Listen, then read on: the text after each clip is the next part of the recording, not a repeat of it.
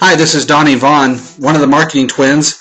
Okay, here's the second screencast as we're talking today about TweetDeck. And if you haven't seen the other screencasts, I encourage you to look at that. This is the first one I did was how I came about using TweetDeck and why I like it and some of the features that it has on it, such as the URL function, the tiny URL, the TweetPic, those kind of things. So today I'm going to talk to you about groups. And as I found in using Twitter.com, one of the problems that I ran into was if I go back to Twitter.com, I love all these things that people write here, but some of these are friends from maybe church, some of these are friends from school, some of these are marketing related, and it just goes on and on and on. And so by allowing me to group them, I can actually kind of be a little more organized. And so what I've done here is I've made groups such as a friends group, I've made a marketing group, and then I've made a sports group. And what that allows me to do is create a group and put certain people in those groups so it keeps me all organized. Now over here is the all friends. I can still see every one of these people still as I scroll down. This is very much like using Twitter.com right here. But by using the groups, I'm able to group them a little bit easier. And so you can see people in there that are considered, I put them in as friends, Cindy and Wade and Ryan, and some others that I'll continue to add in here. There is another group here I've set up for marketing. These are people that I follow for my job since I do marketing. And so I've put people in here that I gain valuable information from their tweets, and I pass those along or I do something related to those.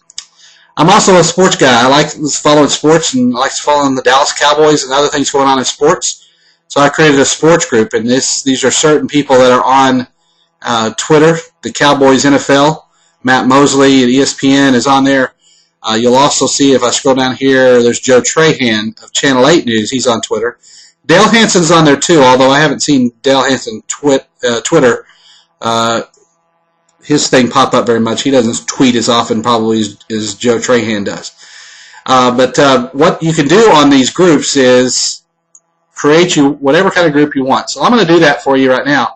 If you follow my cursor up to the very top, and you can see these little icons, and they do various things which we won't get into right now. But if you click on the word group, and it's kind of the one that's right there about in the middle with the two people on it, one in front of the other. If you click on that, it's going to pull up over here on the far right-hand side. And what it'll do is it'll ask me to give the group a name. Now, for this screencast, I'm going to choose the word church. So I want to do some church marketing, or I want to pick people that maybe go to my church or people related to church. When I think of them, I think, well, they're either related to my church somehow or church marketing. And I can choose group members. Now, I can put some of the same people that are already in other groups. I can put them over here. So I'm going to choose Anthony. He does a lot of church marketing. I may choose Brandon Scott Thomas because he's somebody that I know is a church friend. Chris Forbes is another one, does ministry marketing, has a background in that. Here's one, Corey Miller, who has churchthemes.com. It's a WordPress themes. And you continue to scroll down here. I won't do all of these, but if you scroll down, you'll even see one called Marketing Twins.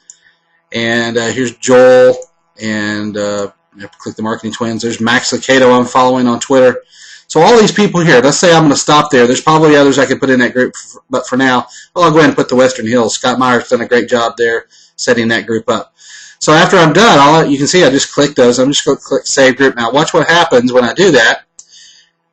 What happens? Well, I don't know what happened. All of a sudden this little thing up here pops up and says 10 things, but where did it go? This was what I found to be very frustrating at first was with TweetDeck is I created groups, but I had no idea where they went. Well, what I didn't realize was down here on the lower part of the screen, you'll see what looks to be a very obvious scroll bar. The other day when I started this, it did not look very obvious because I think I only had 2 columns, so the scroll bar was much shorter. But if I take that scroll bar and just scroll all the way over to the far right, look what happens. There's the church group up at the top. What I can do about this is if I think, well, I really want that group more where I don't have to scroll over, I can use this little move column left. And you'll see it just moves it over and puts it, it's kind of like a leapfrog, and we're going to keep doing that all the way over. And you can do that as far over as you want to. I'm going to put it right about, I think that's a good spot for it. We'll just leave it there. Now, when I created that church group, what happened was it brings in people that I went ahead and said I want to keep them in this group. So there's Corey Miller, there's Anthony, there's Max, there's Chris, there's more from Corey Miller, and it goes on from there. There's Joel and some other things. So see how neatly this organizes this. So now, rather than going through the all friends list and scrolling down to see what Chris Forbes has to say, I can simply go to the church where I know he's at that, and I can see his right here. And that really keeps it nice and organized for me. So that's how you use the group function on TweetDeck, and hopefully you'll find that to be very helpful for you as you learn to organize your tweets. Thanks.